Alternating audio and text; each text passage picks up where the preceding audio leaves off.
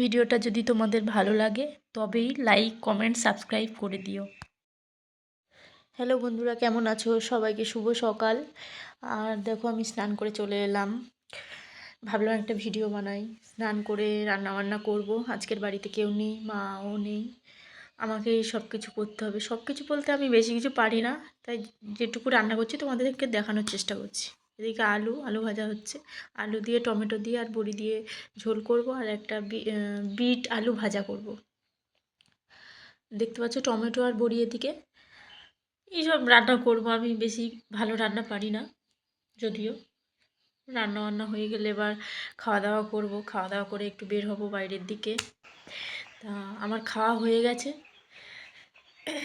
আর খেয়ে নিয়ে আমার একটু ঠান্ডা লাগে। এখন একটু ঠান্ডার সময়, শীতের সময়, তাই আমি খেয়ে নিয়ে একটু ছাদের দিকে যাবো, তোমাদেরকে দেখাবো। মানে ছাদ থেকে পুরো আম গাছটা দেখা যায়। ওই আম গাছটা ওই আম গাছটায় আম হয়েছিল আগের বছরে। আমি পুরো গাছের আমটা আমিই খেয়ে নিয়েছিলাম। হয়তো কেউ বিশ্বাস করবে না, তবুও বলছি।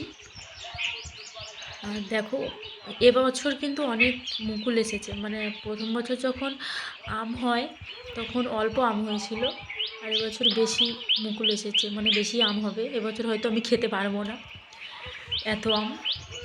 দেখতেই পাচ্ছ তোমরা, মুকুল চলে এসেছে। এবার কিছু কিছু জায়গায় আসতে দেরি হয় গাছের।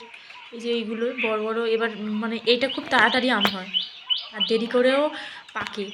মানে অনেক দিন পর্যন্ত থাকে এই আমটা। কী আম আমি জানি না, তবুও তোমাদেরকে দেখানোর চেষ্টা করলাম। ভাবলাম ছাদের দিকে যাই, একটু রোদ খাই আর তোমাদেরকে দেখাই। আর এই দিকে দেখতে পাচ্ছ, এটা কি লাউ, কত বড় লাউ।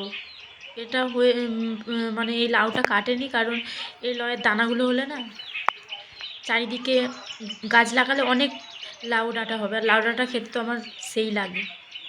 দেখতেই পাচ্ছ এই যে গ্রামের চারপাশটা, মানে আমাদের বাড়ির ছাদে উঠলে এই যে চারদিকে গাছপালা, যেন জঙ্গল। হয়তো ভিডিওতে এরকম লাগছে,